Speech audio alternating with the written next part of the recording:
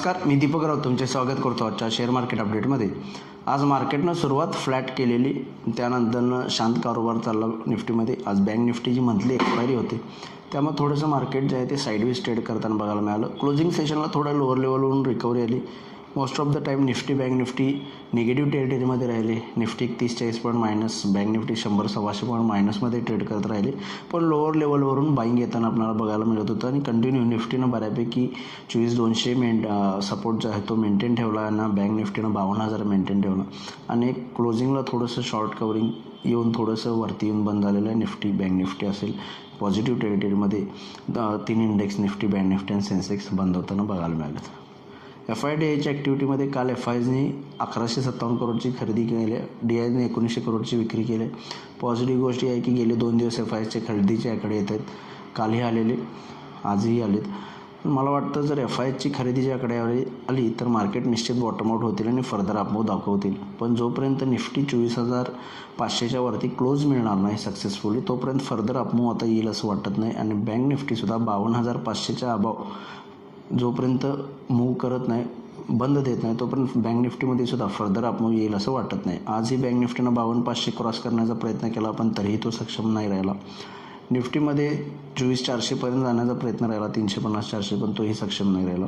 तर गेले 2-4 सेशन आपण बघतोय 24,500 आणि 52,500 हे जे स्ट्रॉंग रेजिस्टन्स झोन आहेत.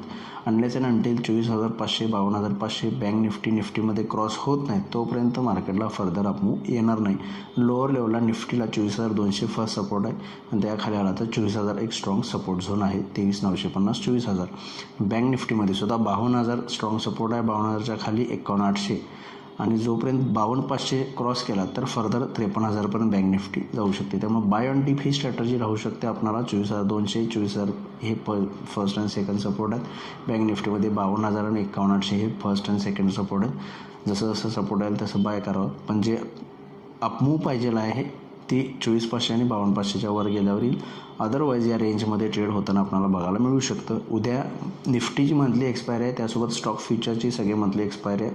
त्यामुळे बऱ्यापैकी चॉपी सेशन आजच्यासारखा राहू शकतो. साईडवेज आणि नॅरो रेंजमध्ये अप अँड डाऊन स्विंग्स राहू शकतात. फक्त बघणं गरजेचं आहे की क्लोजिंग सेशनला निफ्टी 24,500च्या वर जाऊ शकते का परत पुन्हा खाली कमी देते, खालीच बंद देते. त्यामुळे 24,500, 52,500 खूप महत्त्व. उद्या रेजिस्टन्स झोन आहेत जे बार व्हायला हवेत ह्या वीकमध्ये. अदरवाईज थोडं एखादं डीप कदाचित येऊ शकतं. त्यामुळे उद्याही मला मार्केटकडून काय फारशा अपेक्षा नाहीत. आजच्यासारखा एक साईडवेज सेशन होऊ शकतो. मंथली एक्सपायरी आहे निफ्टी अँड स्टॉक फ्युचरचीच, त्यामुळं आणि 24,500 आणि 52,500 हे क्रॉस केलं तरच फर्दर अपमूव्ह येऊ शकेल. त्यामुळे त्या रेंजनुसार 24,000 मगाशी जे निफ्टी बँक निफ्टी जे आकडे सांगितले सपोर्ट रेजिस्टन्सचे, त्यानुसार तुम्ही ट्रेड करू शकता. आज NSEमध्ये 1,729 शेअर्स वाढले, त्या बाजूला 750 शेअर्स पडलेत. निफ्टीमध्ये 25 शेअर्स वाढले, त्या बाजूला 25 शेअर्स पडलेले आहेत. त्यामुळं बघितलं तर थोडीशी निफ्टीमध्ये मिक्स मूव्ह वाढलेले पडणाऱ्या शेअर्सची संख्या सेम आहे. NSEमध्ये शेअर्स चांगले वाढून बंद आहेत. सेक्टर इंडिसेसमध्ये आज फार्मा आणि IT थोडंसं मंदी राहिली, मायनर प्रॉफिट बुकिंग राहिली. त्याच्या बाजूला बँक, ऑटो, मेटल, बँक्स आणि ऑइल अँड गॅसमध्ये थोडं बाईंग राहिलं. सेक्टर्स पॉझिटिव्हमध्ये क्लोज दिले.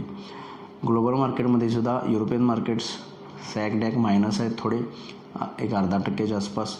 डाव फ्युचर्स जे आहेत ते जवळपास 70 पॉईंट मायनसमध्ये आहे. त्यामुळं US मार्केटमध्ये आणि ग्लोबल मार्केट्समध्ये फारसे काही आत्ता संकेत नाही आहेत. पण ग्लोबल मार्केट पॉझिटिव्ह राहिलं तर आपण पॉझिटिव्ह बायसने ट्रेड करू शकतो. तेव्हा बाय ऑन डीपच आपल्याकडे ट्रेडिंग मोमेंटम आहे. पण उद्या मंथली एक्सपायरी आहे निफ्टीची आणि स्टॉक फ्युचरची, त्यामुळे थोडं चॉपीनेस ट्रेंड राहू शकतो. जोपर्यंत 24,500 आणि 52,500 क्रॉस होत नाही तोपर्यंत फर्दर आपण येईल असं वाटत नाही. तर बघूया मार्केट्स उद्या कशा पद्धतीनं बिहेव होते. माझा व्हिडिओ ऐकला त्याबद्दल धन्यवाद. माझा व्हिडिओ जास्तीत लाईक करा, शेअर करा, माझ्या चॅनल सबस्क्राईब करून डेली अपडेटसाठी बेल आयकॉनला क्लिक करा. धन्यवाद.